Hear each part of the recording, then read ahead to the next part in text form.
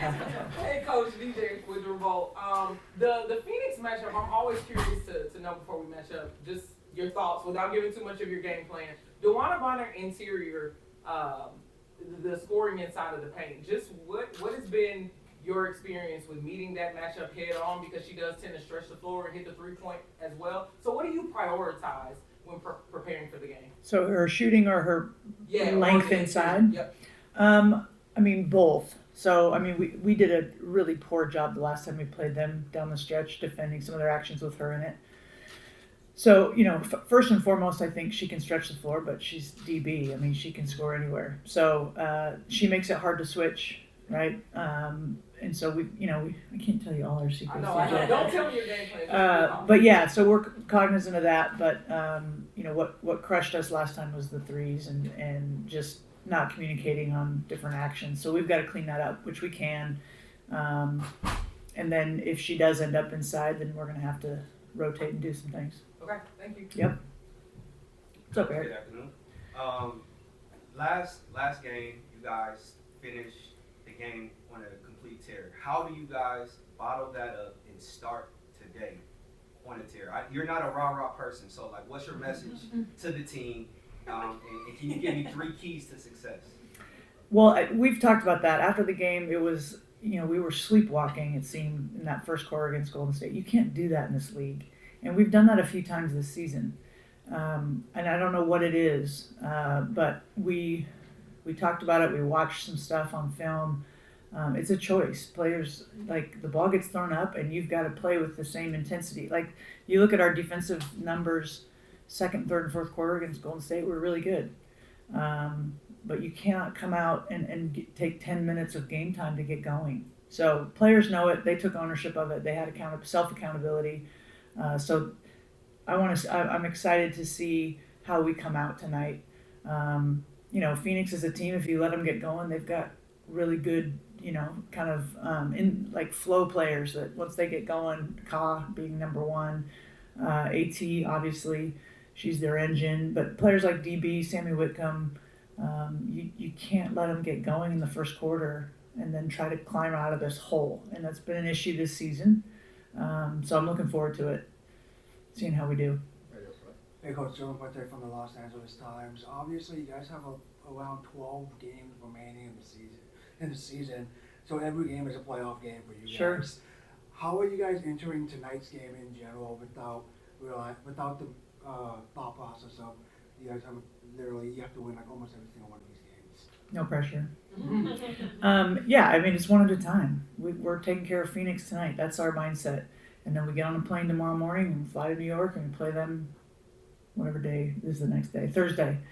So it's one at a time. And there's no gimme games in this league for anybody, whether you're first or last. Every game is hard. So we know, we haven't really talked about if this happens and we got to do this and we need this game to lose. We're process driven. So it's focused on tonight. Justin, what's Monique's status for tonight? She is out. Are you worried at all that this could be a long-term thing for her? I mean, you're always worried about that. But from what we have seen and our health and performance team is elite. They do a great job. And, the other part is when you get a new athlete, new to your franchise, there's a trust that you have to build. And so we don't want to push her too much. We want to make sure she feels really good about when she comes back. But I don't think it'll be too long. The last time you specifically were in this building, you did win. Just kind of your thoughts of coming back to a place where you have experience coaching that. Yeah, it feels familiar, which is nice. Cam Brinks had some big games here too, so a little Pac-12 familiarity. Yes.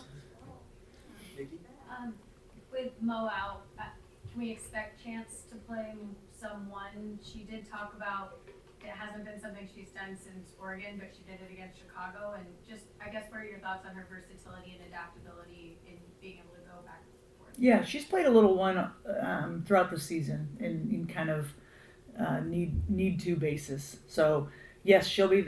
We've activated Toni Morgan tonight, so give her an opportunity. We have Kiana Williams.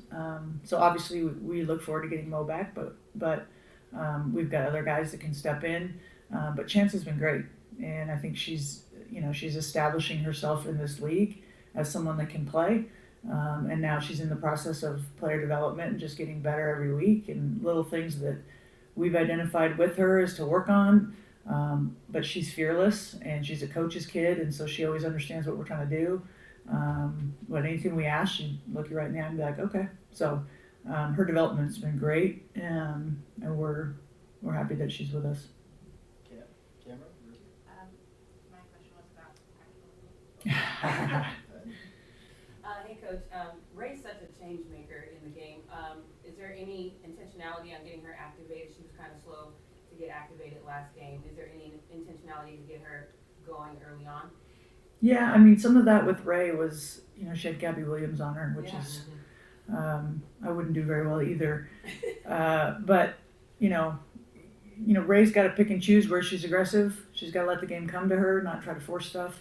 I know she's frustrated, or was, with, just kind of how the game against Golden State went, but that's the beauty of the league. You get another opportunity. So it's not like we're going to come out and call 5 plays for her in the first 5 possessions, but she knows where to pick and choose, where to be aggressive. And for us, it starts on defense, getting out so we can get out and run, and that's when Ray's most effective. And you talked about mindset, how it's one game at a time. Mm-hmm. How have that mindset sort of changed or adapted since the last time you played Phoenix, where there was a lot of similar themes of needing a win, of needing to start strong, and just needing the players you do have to just perform. So what's different from that to now? Like what's different from that to now? What are sort of the adjustments either you or the team has made? Obviously, trying for a different outcome. I mean, by the 4th time you play somebody, it's chess and not checkers. Like, you've got to be different and try different things. So we're going to do that. I can't tell you that right now. You'll have to write about it after. But again, it's mindset. And at this point in the season, everybody's fatigued, everybody's banged up, and nobody cares. Like, you have to find a way to muscle through it. Sabrina? Hi, Coach. At the start of the season, we saw a lot of Kate as that backup lane, and then JP's sort of in that spot in recent weeks. I'm wondering, do you see a way for the two of them to play together, get both on the court together, or is that just? Yeah, I think Kate and JP are similar in terms of strengths. I think Kate is valuable in a lot of ways, and this league comes down to matchups and defensively. And JP's a little bit bigger. She can defend those threes a little bit better at this stage, and so it's just we're continuing to try to find lineups. Playing them together, I don't know if that would be ideal tonight. Hi, Coach. Obviously, when you're playing a team like Phoenix, figuring out kind of the matchups on the defensive end, guarding AT, DB.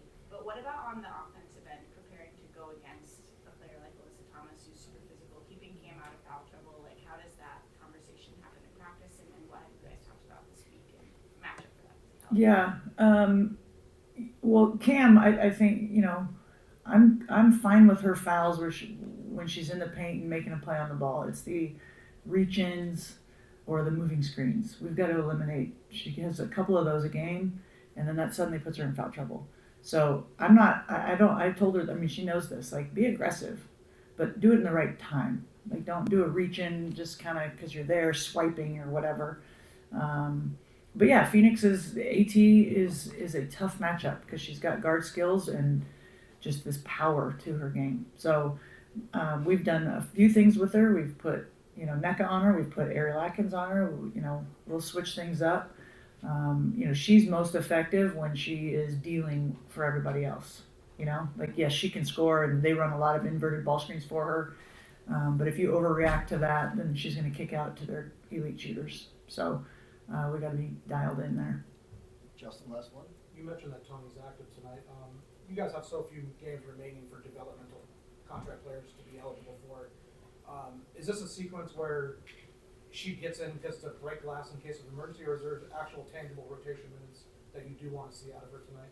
No, yeah, we don't want to activate somebody and not play them. So I do see her getting in there, and we got her, and she's been in practice. We haven't practiced much, and so we kind of need to just let her loose and see what we got. Thanks, everybody. All right, thanks everybody. Thanks, Coach. See you after.